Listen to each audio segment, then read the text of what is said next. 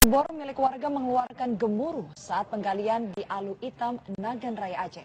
Tetangga pun khawatir galian tersebut berbahaya. Kalau ada kepala kompornya. Api muncul dari dalam sumur usai penggalian oleh pemiliknya di Alue, Nagan Raya Aceh. Sebelumnya terdengar suara gemuruh saat pengeboran sumur di sini.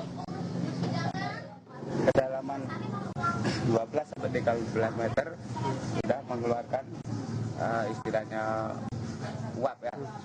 Dari sorenya itu kok ada suara gemuruh itu dari rumah kita itu kan. Katanya dari dalam inilah sumur inilah. Kita kasih selang, kita sulut makura itu kok ternyata keluar apinya gitu lah. Usai mendapat laporan, polisi datang untuk memasang garis polisi. Sementara warga khawatir karena sudah 3 hari belum ada kepastian apa penyebab sumur mengeluarkan api. Dari Nagan Raya Aceh, Haidir Ashar, TV One mengabarkan. Nggak pernah kayak gini.